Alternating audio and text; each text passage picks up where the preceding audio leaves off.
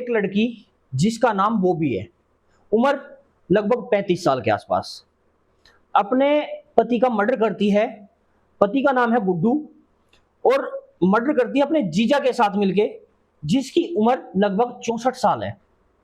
पति काफी दिन से बीमार चल रहा था और ये जो लड़की है ये अपने जीजा के साथ मिलके उससे प्रेम प्रसंग करके और अपने पति की हत्या करती है।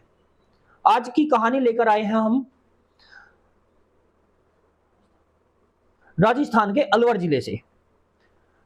अलवर जिले का ये पूरा मामला है और अलवर के में क्या होता है नहीं, आज की कहानी लेकर आए हम अलवर जिले से।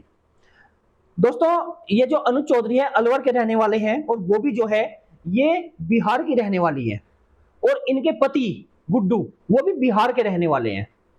तो बिहार में कुछ साल पहले बॉबी की और गुड्डू की शादी होती है। उस समय गुड्डू बिल्कुल स्वस्थ था, अच्छे से जी रहा था और घर अच्छे से चला रहा था। अचानक समय बीतता है, उसकी तबीयत खराब रहने लगती है।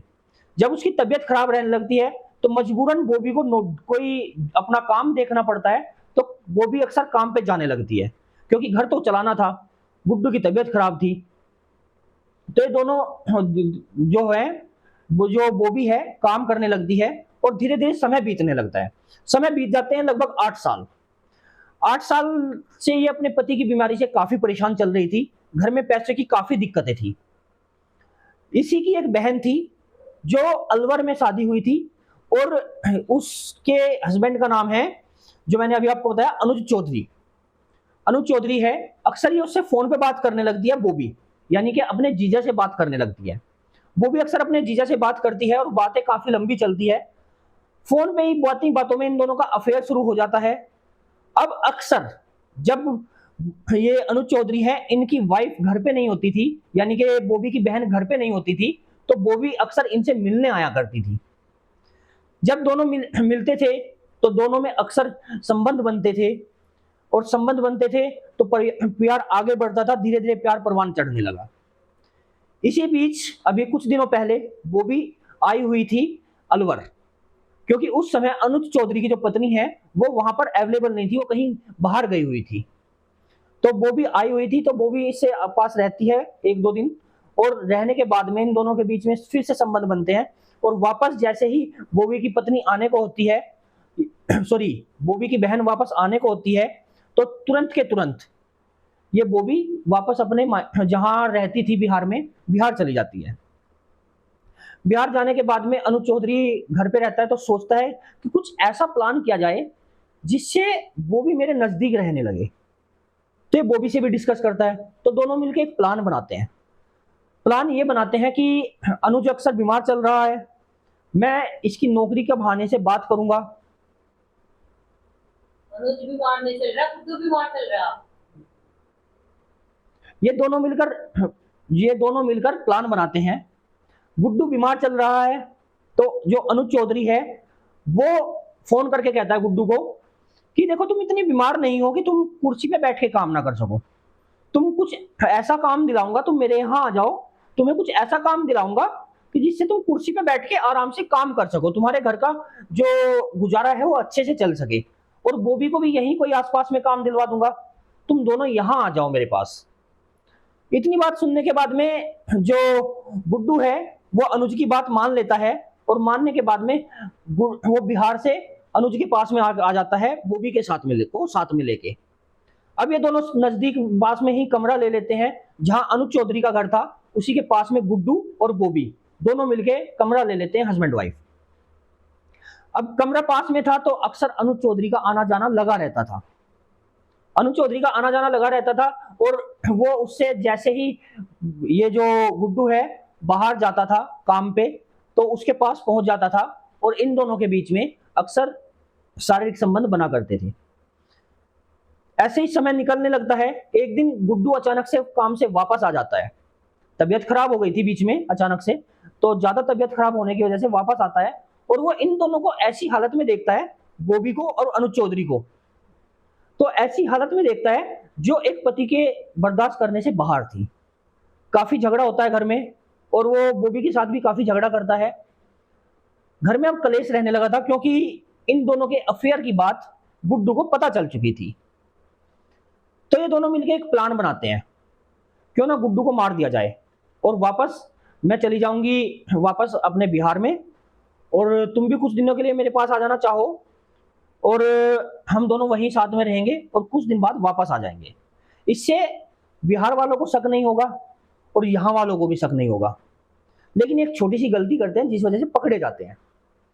तो आगे कहानी में क्या होता है कि ये दोनों शाम के समय बैठे हुए थे, गुड्डू और अनुज चौधरी अलग अलग सामने एक दूसरे के सामने बैठे हुए थे। तभी पीछे से जो है बॉबी आती है और अपना दुपट्टा लेके गले में को पकड़ती है और कसना शुरू करती है।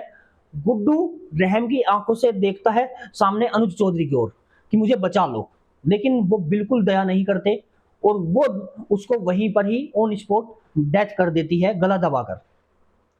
उसके बाद ये उस बॉडी को नीचे गिराते हैं और वहीं पे आराम से रुक जाते हैं। ये काम होता है रात को लगभग 11-12 बजे के आसपास। सुबह 5 बजे ये जो अनुज चौधरी है ये भी निकल जाता है और कुछ मिनट बाद वो भी घर से निकलती है। जैसे ही निकलती है तो रास्ते में गेट के पास में मकान मालकिन बॉबी को मिल जाती है और वो कहती है तुम कहाँ जा रही हो इतनी सुबह? तो वो कहती है कि मुझे कहीं जाना है, कुछ काम है, थोड़ी देर में वापस आ जाऊंगी। घर में पति बीमार पड़ा है, ये इतने सुबह कहाँ निकल गई, ये बात मालकिन को दिमाग में खटखट आ जाती है। तो जैसे ही वो घर से बाहर निकलती है तो तुरंत मालकिन जाती है, गेट खोलने की कोशिश करती है। गेट तो नहीं खुलता, लेकिन जैसी जो पास में खिड़की थी, खिड़की को खोलने की कोशिश करती है तो खिड़की खुल जाती है। खिड़की खुलने के बाद में वो देखती है तो उसके होश उड़ जाते हैं, क्योंकि अनुज चारपाई पे नहीं लेटा, क्योंकि गुड्डू चारपाई पर नहीं लेटा हुआ था। गुड्डू की डेड बॉडी जमीन पे पड़ी हुई थी और उसको देखते ही लग रहा था कि गुड्डू अभी इस दुनिया में नहीं रहा, इसकी डेथ हो चुकी है। वो तुरंत पुलिस को फोन करती है। पुलिस भी एकदम एक्शन में आ जाती है और आके देखती है, उसको लाश को देखती है और तुरंत के तुरंत अपने काम पे लग जाती है। फोन करती है सबसे पहले बॉबी के फोन पे पुलिस, तो फोन स्विच ऑफ आ रहा था। उसके बाद में गुड्डू के फोन पे फोन किया करती है पुलिस, तो भी फोन स्विच ऑफ आ रहा था। दोनों के फोन स्विच ऑफ।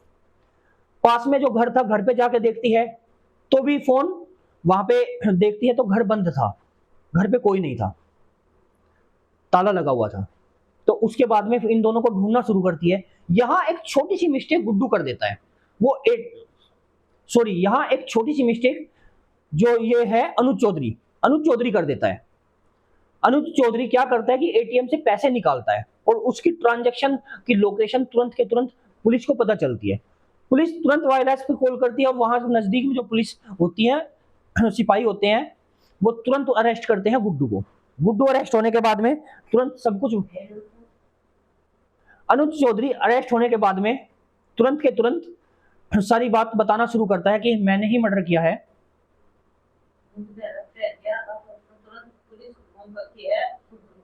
हाँ, तो पुलिस तो गुड्डू को फोन करेगी। पुलिस आती है, आते ही देखती है सारा मामला देखती है, गेट खोलती है। गेट खोलते ही अंदर जो डेड बॉडी पड़ी हुई थी गुड्डू की, उसको पलट के देखती है तो गुड्डू अब इस दुनिया में नहीं था।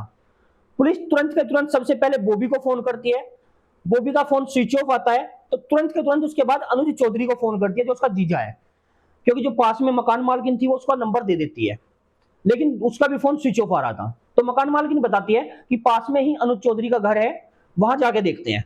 तो जब पास में ही जाते हैं घर के पास तो ताला लगा हुआ था, वहां पे अनुज चौधरी नहीं था।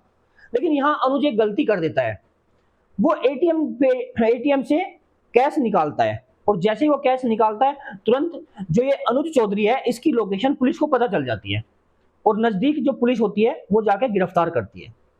गिरफ्तार करने के बाद में दोस्तों तुरंत के तुरंत इसको थाने में ले जाके पूछते हैं तो ये बताता है कि हाँ, जो गुड्डू है उसका मर्डर उसी की वाइफ ने किया है और मैं वहीं पे अवेलेबल था, मेरे सामने ही मर्डर हुआ है और वो भागने की फिराक में है। वो फिलहाल जो है बिहार जाने की तैयारी कर रही है और शायद हो सकता है अभी कि जो बस स्टैंड है, बस स्टैंड पे वो मिल भी जाए। तो तुरंत एक टीम पुलिस की बस स्टैंड पे जाती है तो वहां पर जो ये वो भी है ये भी उसको पकड़ी जाती है और दोनों को गिरफ्तारी हो जाती है और दोनों अब फिलहाल पुलिस की हिरासत में है। दोस्तों ऐसी कहानियां सुनने के बाद रिश्तों से विश्वास उठ जाता है। अब क्या करें?